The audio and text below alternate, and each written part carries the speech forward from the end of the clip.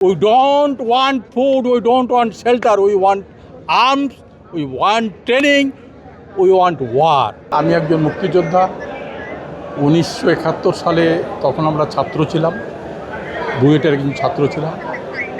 সেই সময় আমরা তখনই বুঝেছিলাম যে এই পাকিস্তানিদের সঙ্গে আমাদের বসবাস করা চলবে না, আমরা বসবাস করতে পারবো না। আমাদের জন্য একটা স্বাধীন সার্বভৌম রাষ্ট্রের দরকার এবং সেটা নিয়েই আমরা কাজ করেছি এবং এই কাজটা আমরা ইভেন 25 তারিখের আগে থেকে শুরু করেছিলাম, যেটা আওয়ামী লীগ করে নাই। আওয়ামী লীগের নেতারা তখনও আলাপ আলোচনার মাধ্যমে কেন্দ্রীয় সরকারে যাওয়ার জন্য কে কোন মন্ত্রিত্ব নেবে, কে কোন ব্যবসা করবে, এই সবে ব্যস্ত ছিল। কিন্তু আমরা পরিষ্কার জানতাম যে কোনো আলোচনা হবে না, আমাদের আলটিমেট একটাই রাস্তা, সেটা হলো স্বাধীনতা।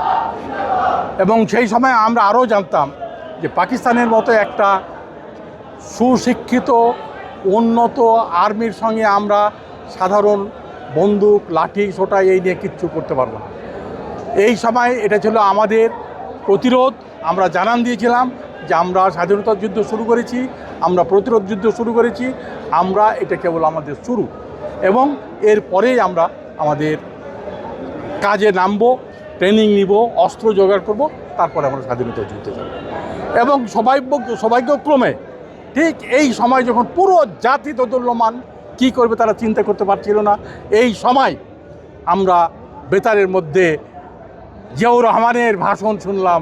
ওই রিভোল্ট, একজন আর্মি অফিসার যখন সে কমিশন পায় সেই সময় তার প্রিয় ধর্মগ্রন্থ নিয়ে শপথ করে যে সে জাতি দেশ এর বিরুদ্ধে কোনো দিন যাবে না, অন্যায় করবে না, বিদ্রোহ করবে না।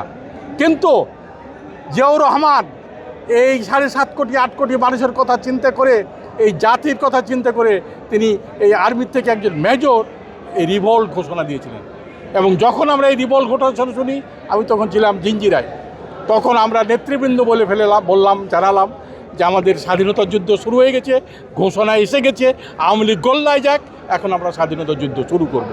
এবং এরপরে আমরা বিভিন্ন জায়গায় বিভিন্নভাবে বিভিন্নখানে চলে যাই এবং আমাদের 3 জনের উপরে দায়িত্ব ছিল। এই জিঞ্জিরা থেকে আমাদেরকে যেতে হবে মানিকগঞ্জ, পাবনা, ঈশ্বরদী, রাজশাহী হয়ে চাঁপাইনবাবগঞ্জ, এবং আমরা ঠিক 3 জন একইভাবে গিয়েছিলাম। 8 দিন লেগেছিল। সেই সময় কোনো রেল ছিল না, বাস ছিল না, লঞ্চ ছিল না, স্টিমার ছিল না। আমরা রিক্সা যোগে, পদব্রজে, টমটমে, নৌকা করে যমুনা পাড়ি দিয়ে তারপর সেই গন্তব্যস্থানে পৌঁছাই। এরপরে চাঁপাইনবাবগঞ্জ যখন ফল করলো, আমরা ইন্ডিয়ায় গেলাম, মালদহ গেলাম। সেখানে গিয়ে সমস্ত বন্দোবস্ত করে ট্রেনিং থাকার জন্য ইয়ুথ ক্যাম্পে তৈরি করে আবার ভিতর থেকে ছেলেপেলে নিয়ে যুদ্ধ শুরু করলাম, ট্রেনিং নিলাম। সেখানে আমরা ইন্ডিয়ান অথরিটিকে বলেছিলাম, we don't want food, we don't want shelter, we want arms, we want training, we want war. আমরা দেশের অভ্যন্তরে যাব, যুদ্ধ করব এবং এই দেশটা থেকে স্বাধীন করব। এবং আমাদের সকলের চেষ্টায়, জনগণের চেষ্টায়, অনেক ত্যাগ তিতিক্ষার বিনিময়ে আমরা এই স্বাধীনতা অর্জন করেছি।